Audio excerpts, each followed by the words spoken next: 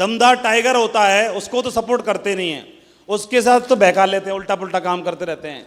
और नीचे टीम में शेर जैसी शकल वाला कोई रहता है, उसको बोलते हैं तू कबूल कर, तू शेर है, कबूल कर, तू शेर है, कबूल कर।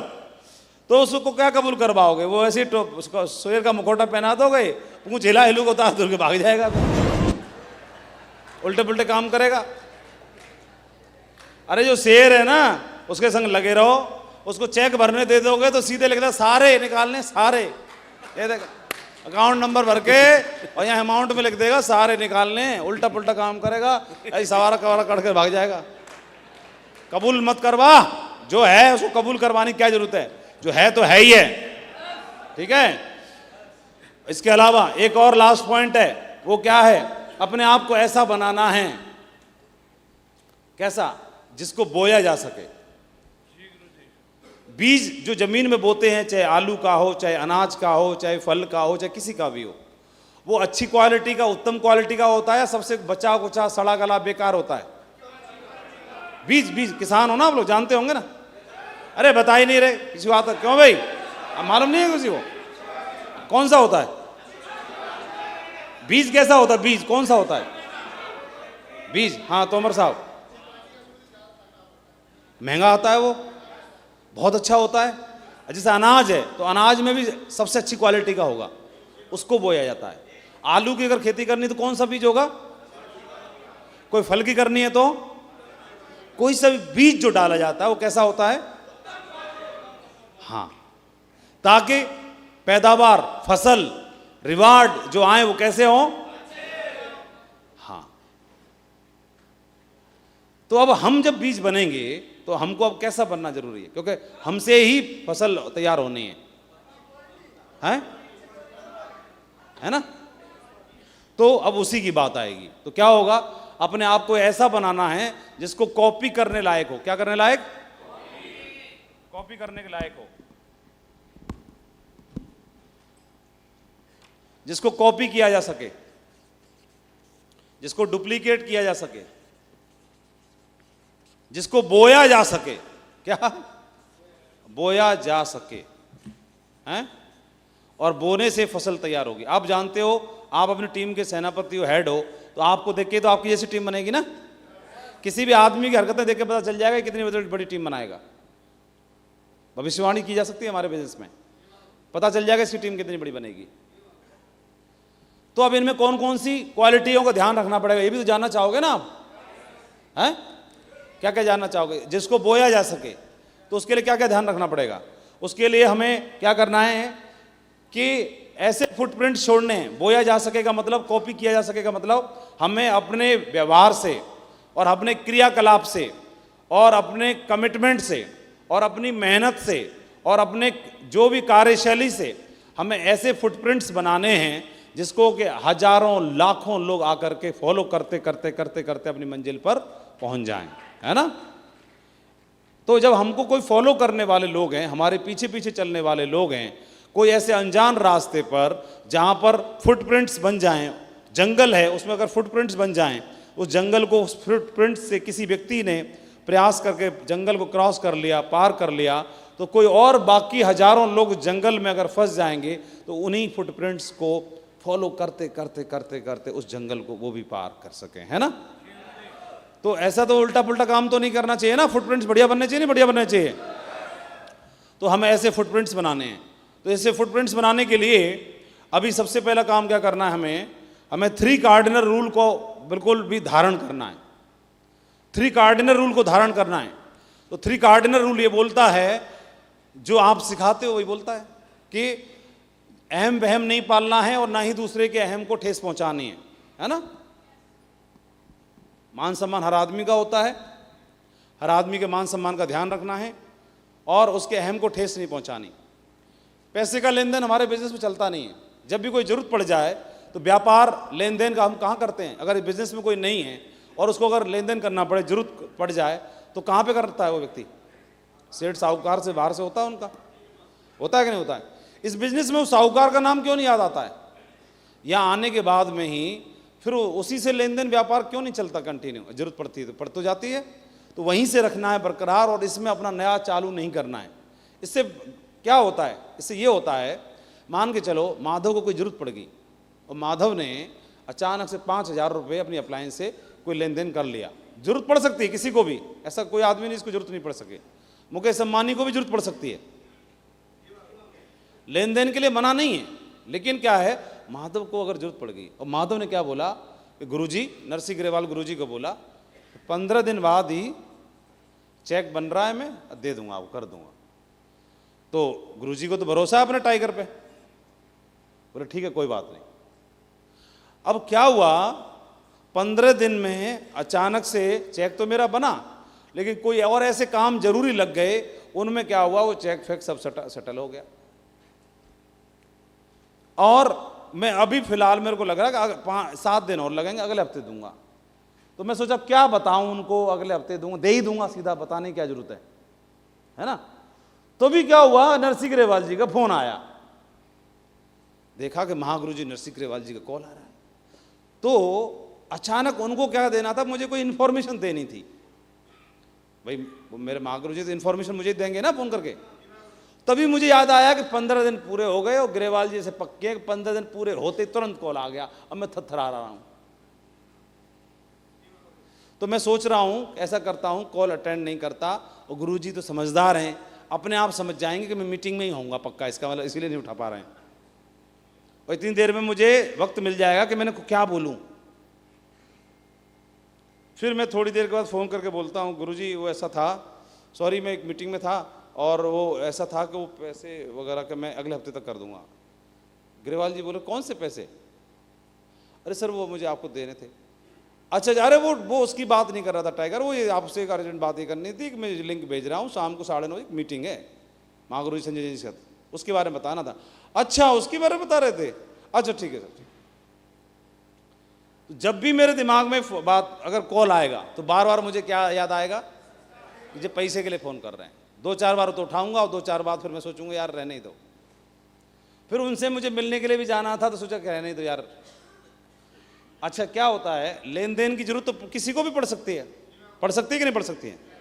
अच्छा इसी के बजाय अगर साहूकार का फ़ोन आता जहाँ से मैंने 5,000 रुपये लिए थे, तो उनको सीधा फ़ोन उठा के बोल सकता कि नहीं बोल सकता, साहूकार साहब 1 हफ्ता की ब्याज और जोड़ लेना, क्या फर्क पड़ रहा है ना।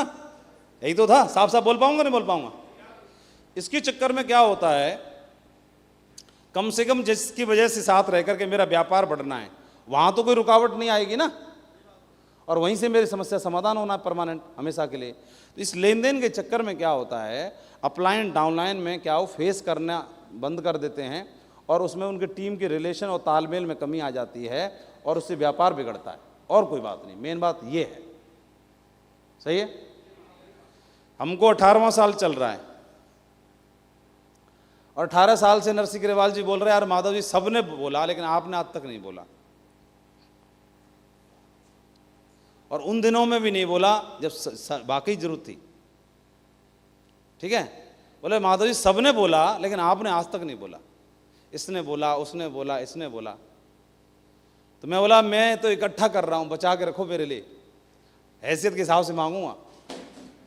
और माधव को उसी दिन जरूरत पड़ेगी मदद लेने की फाइनेंशियल, जिस दिन हेलीकॉप्टर आएगा, उससे पहले परमात्मा की कृपा है आपने बना रखा। वो बोले माधव जी यार उसका फ़ोन आया था, मैं ठीक है। अरे यार वो मेरे को मालूम है 500 रुपये इतने उसने दिए नहीं थे शुरू में जब सिल्वर था, तो मुझे लगता है अभी तो खैर बहुत बड़ी पोजीशन पर है, जो 500 नहीं दे सकता तो 5 लाख कहाँ से देगा। तो क्योंकि मैंने ट्रायल तो उसको तभी कर लिया था, उसको याद ही नहीं थी 500 की, इसलिए। लेकिन आप बताओ आपको क्या कर जरूरत पड़े बताना। मैं बोला मेरे मांगने से पहले ही आपका आ जाता है मेरे पास, क्या कर व्यवस्था पहले दिला रहे उधर से। अच्छा तो उससे क्या होता है, 17 सालों में 18 सालों में हमारे को, जैसे मुझे मालूम है ना कि अगर ग्रेवाल साहब साहूकार हैं, खूब पता है, मोटे मोटे चेक आते हैं, सेठ आदमी है ये तो मुझे ऐसे ही एक आध और सेठ का भी तो नाम पता है ना, बाहर वाले का, है ना, उधर से सेटलमेंट में कर सकता हूँ, क्या दिक्कत है, कर सकता हूँ नहीं कर सकता हूँ।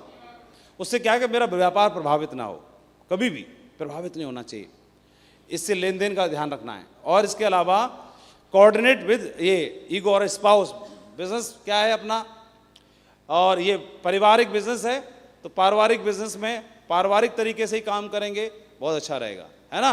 तो बिल्कुल फैमिलियर होकर काम करें, हमारे ऊपर कोई उंगली उठा ना सके और हम भी किसी के ऊपर उंगली उठा ना सके, है ना।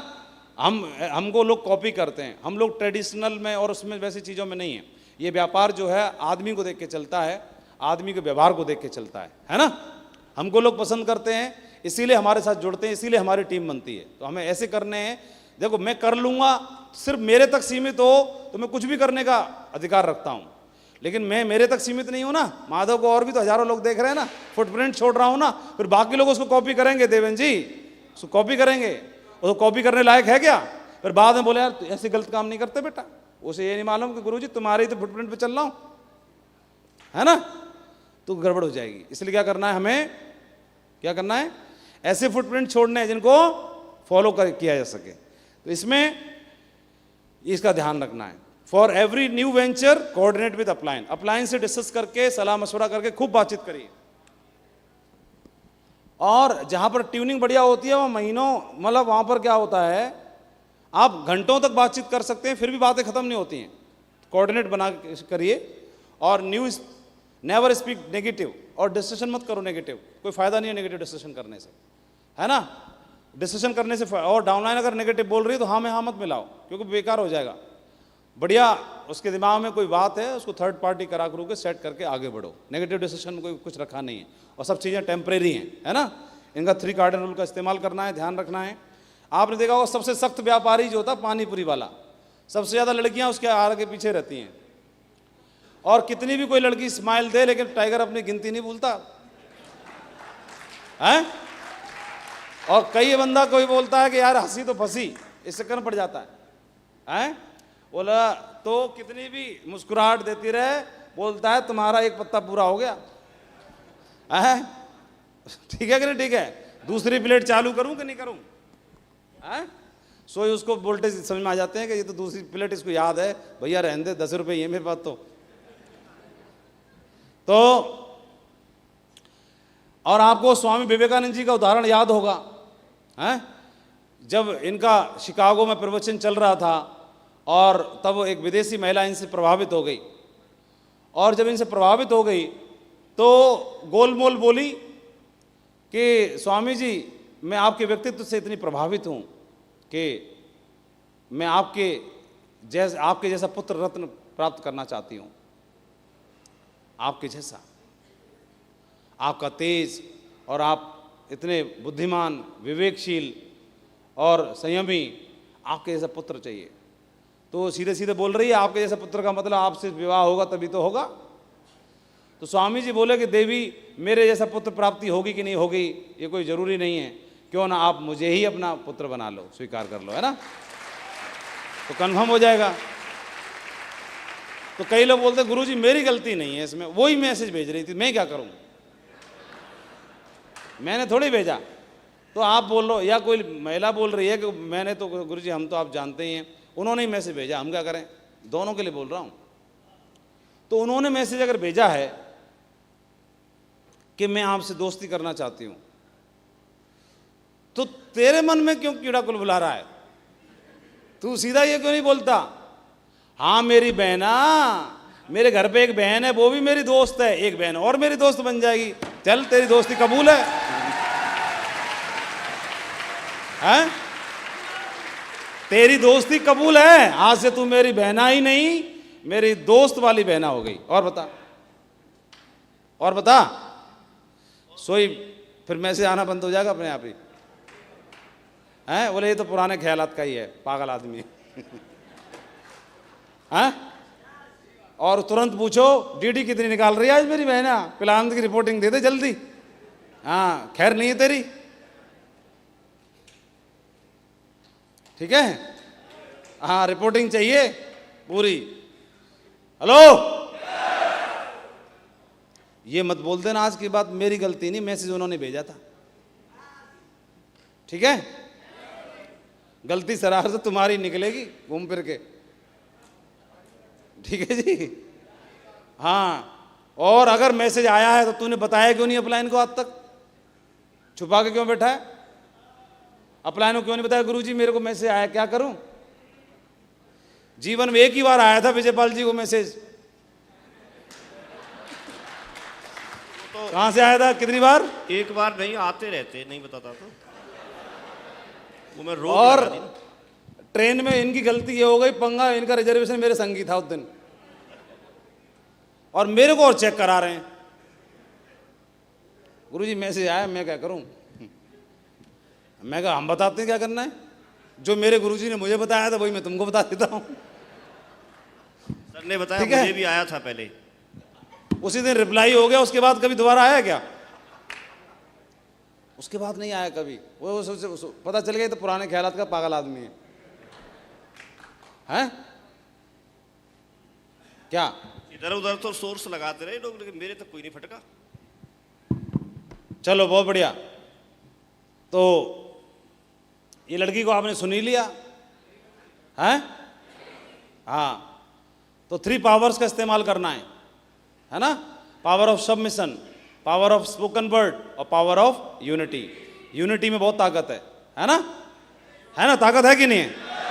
बचपन में कहानी सुनाते हैं, नहीं सुनाते हैं मैडम जी, कि एक पिताजी ने अपने 4 बेटों को बुलाया, वो आपस में लड़ते झगड़ते रहते थे, चारों को लकड़ियों का गट्ठर बना के दिया। अकेले अकेले दिया तो तोड़ के ले आए, जब बांध के दे दिया तो कोई भी नहीं तोड़ पाया। तो पिताजी ने बोला कि तुम भी बंध जाओ, दुनिया की कोई ताकत आपको भी तोड़ ना पाए, है ना? अपलाइन डाउनलाइन में बंध के रहिए, दमदारी से रहिए, है ना? अपनी आवाज निकल ली बिट्टू की, हैं? हाँ, जो महागुरु जी तुम्हारे जो कर सकते हैं वो जीवन में दूसरा आदमी नहीं कर सकता है। हाँ सही है, ताकत बन के रहना है उनकी।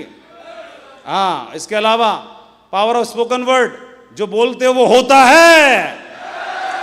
दमदारी के साथ बात करिए, सबमिशन के साथ काम करिए। और आदमी, अंधा आदमी सबमिट कर देता है किसी आंख वाले को, तो कभी आंख, अंधे व्यक्ति का कभी एक्सीडेंट नहीं होता है, होता है आंख वाले का ही है, ओवर कॉन्फिडेंस में आकर के। इसलिए ध्यान रखिए, और बहुत बड़ा काम खड़ा होगा, इस बात को मानिए, पहचानिए। इसके बारे में और ज़्यादा समझना है तो 3 पावर्स के ऊपर बहुत सारे ऑडियो वीडियो किताबें हैं, उनको सुनो समझो। इसके अलावा एथिकल बिजनेस करना है। एक बार एक गिफ्ट शॉप पे वकील साहब गए, उन्होंने 40 खूबसूरत कार्ड खरीदे, ग्रीटिंग कार्ड, और सब पर उन्होंने भेजने वाले की जगह पे लिखा, हेलो जान, पहचान गए ना, शाम को मिलो, आई लव यू। ऐसे करके वकील साहब ने लिख लिख के कार्डों पर और ऐसे लिख दिया। दुकानदार ने पूछा, ये क्या मामला भाई? तो वकील साहब ने बताया कि पिछले वैलेंटाइन डे पर आसपास की कॉलोनी में मैंने ऐसे 20 कार्ड भेजे थे, तो कुछ ही दिन में तलाक के 4 केस मिल गए थे, इसलिए इस बार 40 भेज रहा हूं, धंधा डबल करना चाहता हूं।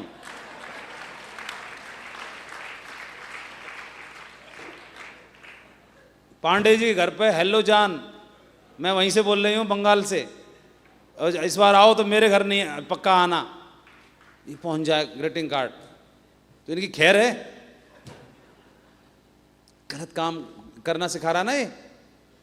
तो बिजनेस, धंधे में सब कुछ जायज़ बिल्कुल नहीं होता, धंधे में ईमानदारी और एथिकल तरीके से ही करना है हमें, तभी लॉन्ग टर्म में होगा, तभी लंबा होगा, बड़ा होगा, है ना? बड़ा तभी होगा ना? हेलो, हाँ, इसीलिए हमें एथिकल तरीके से काम करना है। अच्छाई बुराई इंसान के कर्मों में होती है। कोई बांस का तीर बनाकर किसी को घायल करता है, तो कोई बांसुरी बनाकर बांस में सुर को भरता है ना? जो बोएंगे वही काटेंगे, जो वही पाएंगे। अपनी $1 मिलियन स्टोरी तैयार करनी है, क्रिएट करनी है। Create your $1 million story. तो जो $1 मिलियन स्टोरी तैयार करोगे तो उसमें आपके एक्शन, आपका व्यवहार, सारी चीज़ें झलकनी चाहिए। आपसे लोग प्रभावित होंगे, इस प्रभावित करने का बिजनेस है, इसलिए प्रभावित होंगे तो अपनी स्टोरी को तैयार करिए, और ऐसी स्टोरी बननी चाहिए कि सबसे ज़्यादा लोग आपकी स्टोरी को, सक्सेस स्टोरी को पसंद करें। सही है? जोरदार तालियां होनी चाहिए जसवीर सिंह जी की तरह, है ना? आपके रोल मॉडल, आपके दमदार लीडर।